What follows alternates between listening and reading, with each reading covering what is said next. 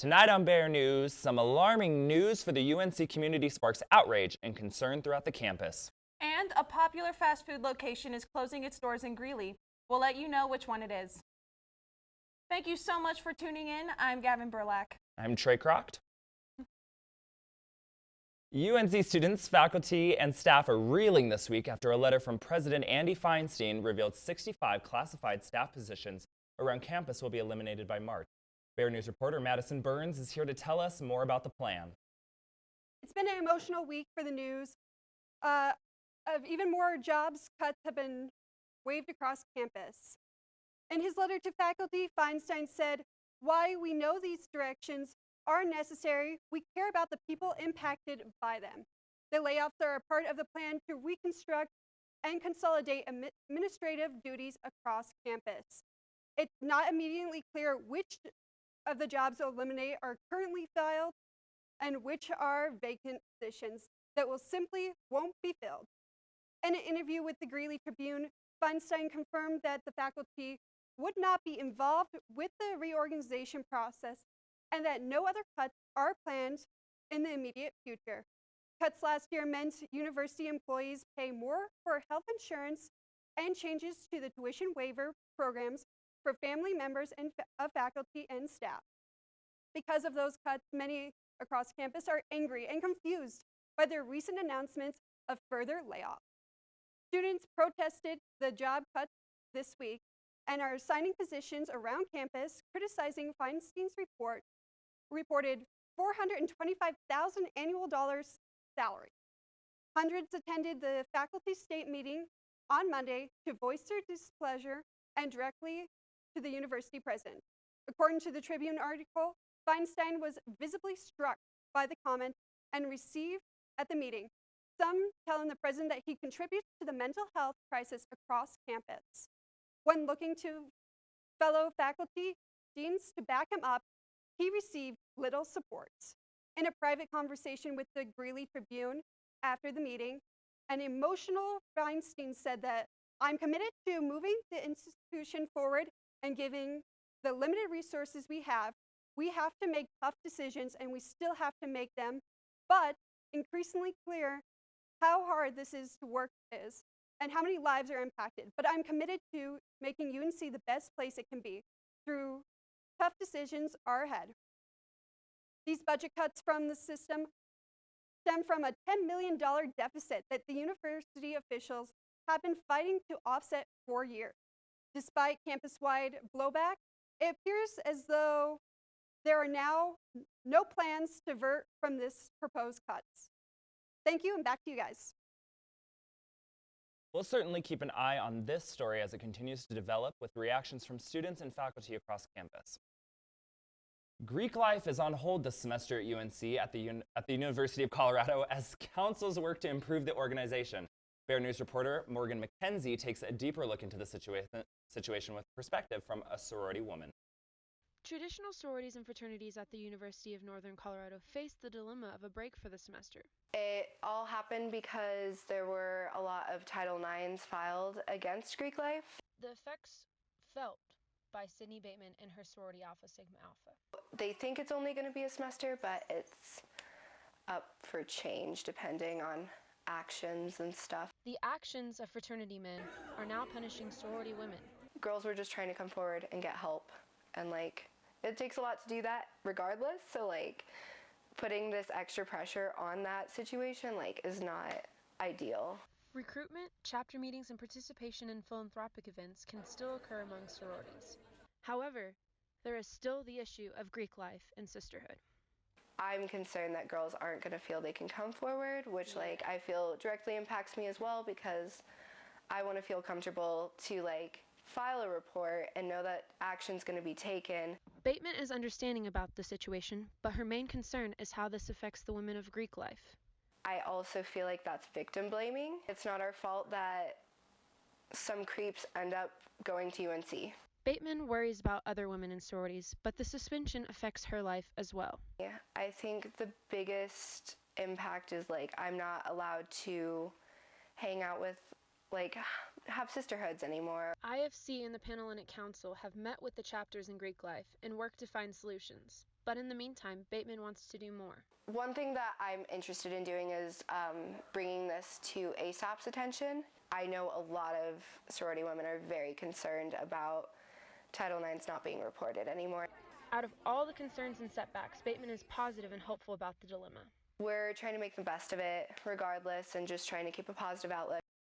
So far, there is no word on if this break will continue after this semester.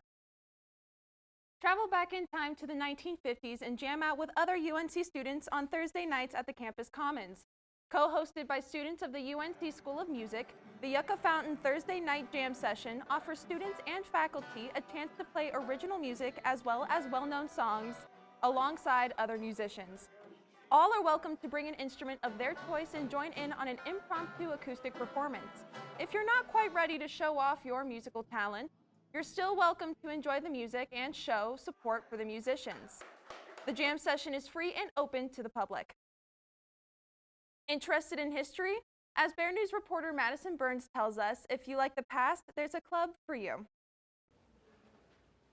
2204 is the room you want to go to if you're interested in anything history related. Whenever you guys want some game nights or movie night, Here you'll be able to meet like-minded people to discuss history with. The History Club is open to anyone regardless of their major or minor. And it's basically for people who are social science related or like history, like discussing historical topics, for people to come and talk to like-minded people about current events, historical subjects, and just kind of nerd out and share a passion for history. Okay, so I'm Drew Stengel. I'm a senior and I am the secretary of the History Club. I'm an officer here for basically since my freshman year. We have enlightenment salons, which are basically like discussions proctored discussing a kind of current event or like controversial issue. The History Club also plans field trips to museums and movies, and the best part is the university pays for them. For more information, you can check out the club at their meetings on Thursdays from 5 to 6 in the new Campus Commons, room 2204. In honor of Black History Month, Friends of the UNC Libraries put together Ain't Nobody's Business, LGBT influence on the Harlem Renaissance. The artwork is from the Center on Colfax, which is the largest LGBTQ community center in the Rocky Mountain region. The purpose of the exhibit is to focus on LGBTQ representation, but more specifically on the intersectionality of race and sexuality. The Harlem Renaissance is a time where African Americans thrived in the arts, whether it was literature, music, film, theater, or the visual arts. This is the first time an art exhibit showcased two groups that haven't been presented in the library before. For engagement and academic programming coordinator Annie Epperson, the representation is important. And have a chance to learn and see other people's lives that are unlike their own, right? It's everyone an opportunity to learn something new and shines the spotlight on underrepresented groups and allows them to be recognized and celebrated. The last day students can see the exhibit is tomorrow at Michener Library near the information desk. To keep up with upcoming events at the library, visit unco.edu/library. If you like burgers and fries at a cheap price, then you might not like the news we have on the other side of this break. But after that, we have a story on a new cookie store in Greeley, so sticking around will be worth it, I promise. Stay tuned.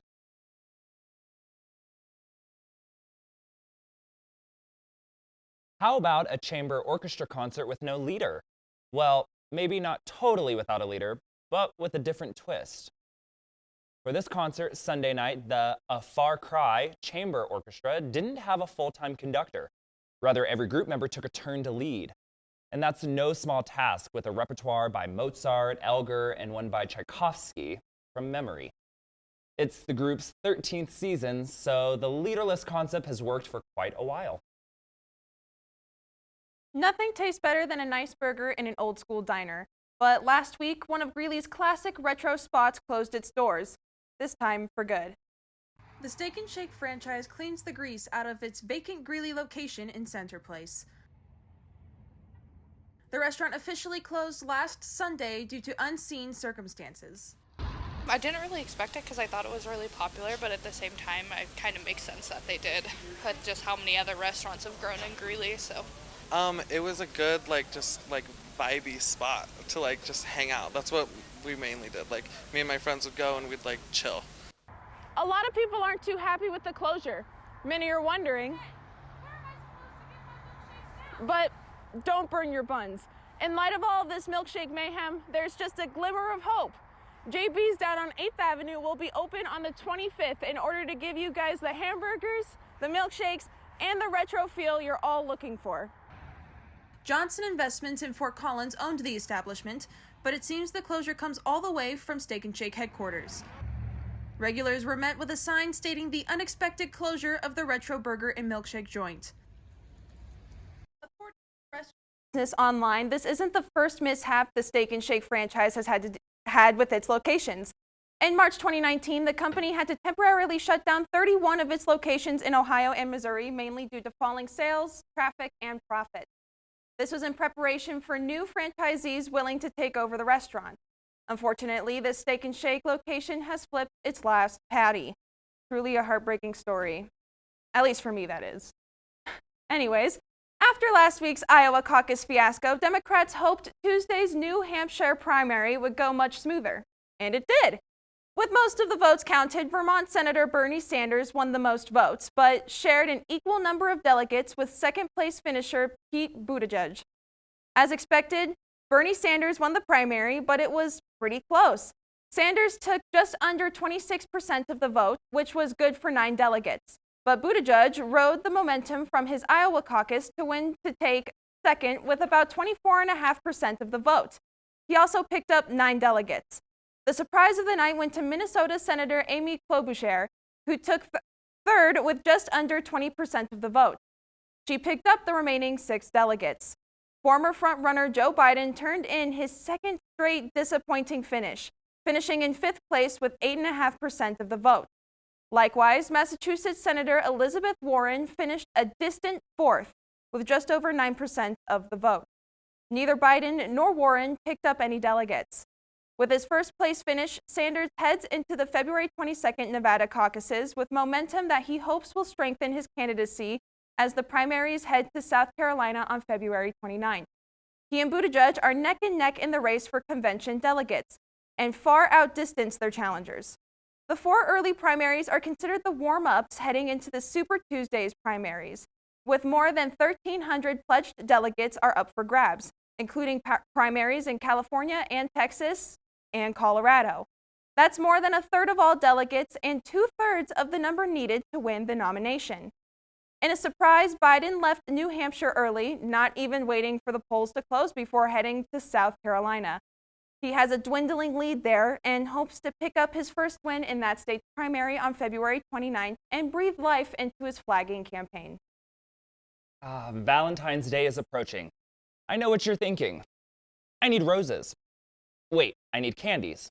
No, I need chocolate. Well, what if I suggested cookies? Crumble Cookies, actually. As reporter Madison Burns tells us, Crumble is a new dessert hotspot that opened January 16th in Center Place, replacing Pop Pizza. Here at Crumble, they also deliver. Or you can order online and pick up here at the store. Or you can order at the counter.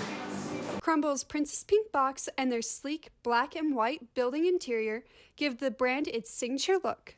It started in Logan, Utah, opening in 2017 and since expanded to over 50 locations in 11 different states. So we change our flavors every single week. So we're known for like our 5.5 ounce chocolate chip cookies and our 5.5 ounce of our sugar cookies.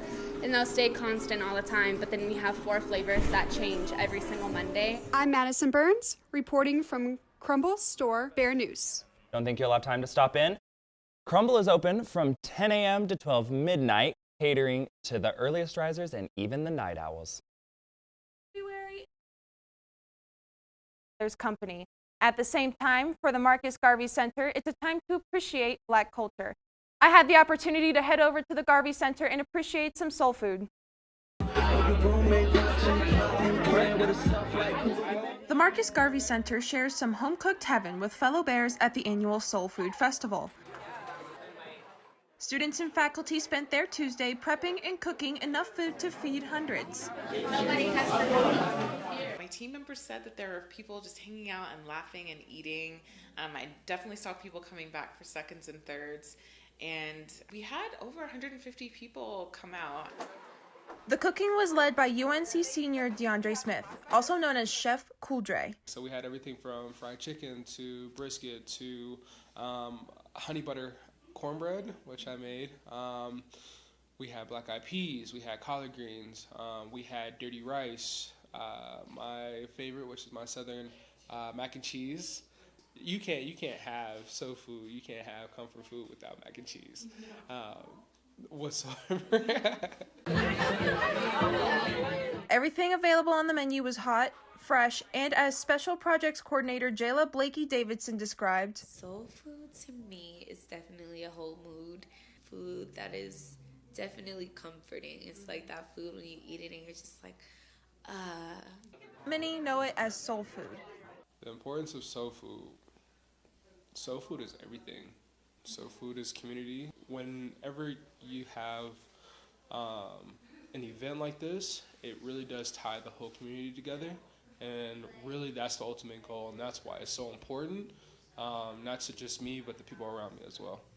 This event is one of many that the Marcus Garvey Cultural Center hosts during February, which is recognized nationally as Black History Month. It's really important to just highlight the people that are here, because even though we are the minority, like, we're still here, and our heritage definitely isn't represented as much as it should be. Like, you think of like American history, you don't think Black history, even though it is part of American history. So I feel like really like highlighting Black history and like teaching people many things that they didn't learn in school about Black history, and just like bringing the culture around, even though it should be celebrated year round. It's just a really nice time to get to like focus in.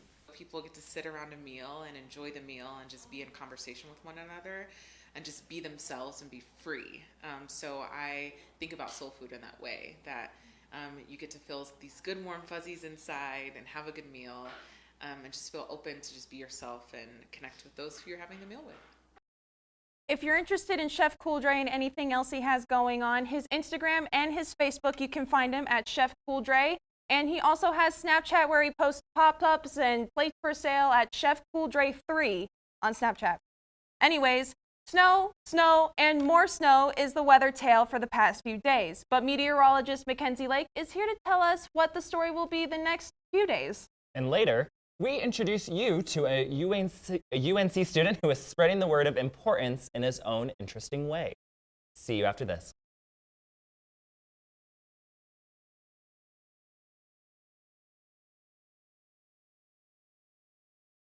We get it. It snows in Colorado whenever it wants to, but will tomorrow's Valentine weather be ripe for snuggles or picnic? For the answer to such an important question, we turn to our trusted weather guide, Mackenzie Lake. Hi, I'm meteorologist Mackenzie Lake, and taking a look at our current conditions in Greeley right now, we have overcast skies with lots of snow on the ground that was dumped from that snow squall that moved through Colorado yesterday. As you can see, we have a radar image of that snow squall moving in. It dumped a lot of thick, heavy snow through Greeley in such a short period of time. Looking at current conditions right now in Greeley, we have cloudy skies with a high of 32 and a low of 12. Winds are coming in from the south-southwest at a light 5 miles per hour.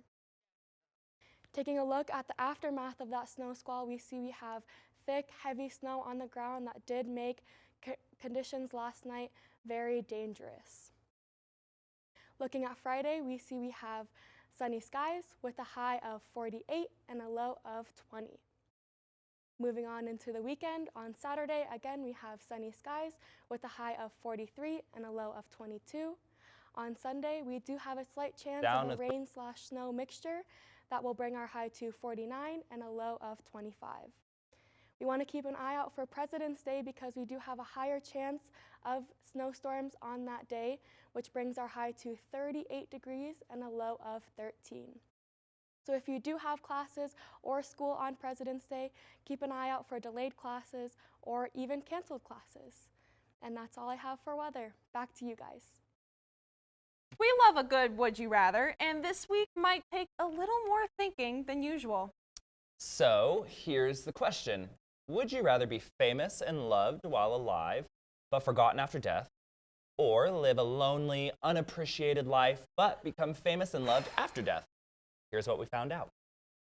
I'd rather be loved while I was alive than lonely when I'm dead, because at least I remember that I'm loved while I was alive. I would rather be remembered and loved and appreciated when I'm alive and then forgotten when I was dead. Because as morbid as it sounds, naturally when people die, people forget about them. So I'd rather make a mark while I'm here. I think I'd rather be loved and appreciated while I'm alive and forgotten after I'm dead. I'd rather be loved while I was alive because when I'm dead, I'm not really gonna care, I guess. Both are reasonable because if you believe in an afterlife, either one could work. If you don't believe in the afterlife, it has to be the first one, or else you're just getting no love. The most important would be to be loved after death than during while you're alive, because if you were loved after death, then you have made an impact in your life. It's been what you did was they still love you no matter what you did, like all the things you did. It would be nice to be remembered after my death, because it's like, I feel like if I'm remembered after my death, I must have done something like amazing, and I feel like that's what we're all like low-key kind of here for, is to I'm sorry, I know I'm Anchor. From the University Center, I'm John Warner. Bear News. We always get fascinating responses, especially mine. If you have a Would You Rather question for us, just submit it to one of our Bear News social media pages. We here at Bear News think that all students have an interesting story to share and aim to share those stories with the world. Tonight, Bear News producer Ben Shoemate tells us about a student who is using the platform of social media to grow his own skill and spread his own personal message of good.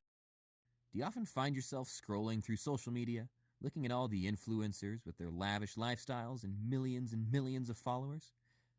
If you do, trust that you are not alone. I felt like everybody that had social media was interesting. They were inherently interesting. But that was then, and this is now. My name is Antonio Vazquez Gutierrez. I just take Instagram pictures. One day I woke up and I had this idea of maybe starting an Instagram and taking pictures of everyday life, stuff that I, maybe not put a lot of thought into it and give it some meaning. Armed with nothing but his phone and a wallet. Oh, this is my best buddy, my wallet and my phone. Antonio seeks out the ordinary to find the interesting. We all have an interesting life, and we can just put a nice message out there. Posting his photos to Instagram, attached with a little piece of home. Yeah, I'm from Santiago de Querétaro, which is 2 hours away from Mexico City. I'm trying to do just Spanish-speaking lyrics because I feel like that's what I can relate to, They have like a very deep message of being proud of who you are, where you come from. Each photo with a deeper message in and of itself. Okay, so the picture I'm trying to take today is just of the UNC logo, and I'm just trying to look at it, don't face the camera, just be looking at it with a t-shirt that I have under this hoodie, which was given to me over there, right? It was given to me by a professor who was very near to me, was very close to me. And he took me under his wing from the first day I was there. So I'm trying to pay homage to what he told me and what he taught me. If you think you may need the best gear and the best photography skills to document your interesting life, Antonio will tell you otherwise. No, not at all. It's actually my first time taking pictures. I used to take pictures, but the casual selfie, the casual, whatever thing. And if you don't think your life is interesting enough, Antonio has something to say about that too. We are all interesting, right? If you make it seem like you're interesting, if you do stuff with your life, if you go out, you meet people, you are interesting. If you don't go out, you don't meet people, you are also interesting. You have a very interesting life if you just look around and have a time, just take 5 minutes to appreciate what you have around you.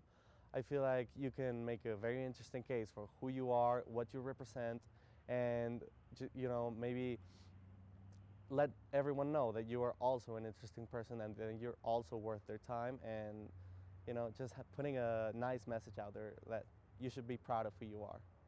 Reporting from the Campus Commons, I'm Ben Shoemate, Bear News.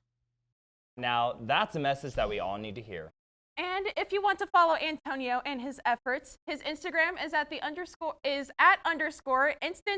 or _INSTANTONY.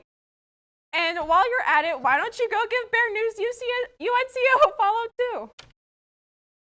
The seasons for multiple UNC sports teams are in full swing, from basketball to track and field. And when sports are in session, we can count on our trusty sportsman, Matt Jenkins, to give us the lowdown on everything. Bear News Sports is coming up.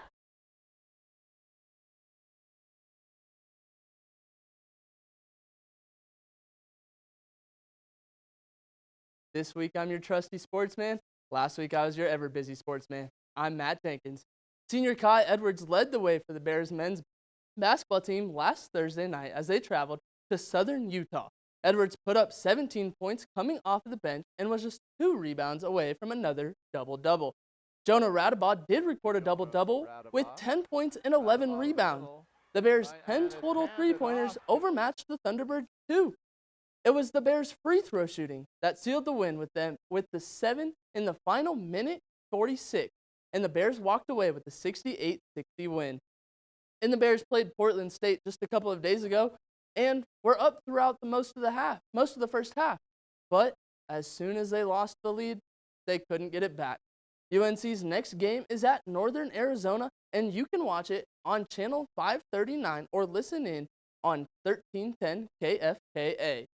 The women's basketball team continues to fight on this season after a hard defeat in overtime against Southern Utah. The Bears didn't go down without a fight, though.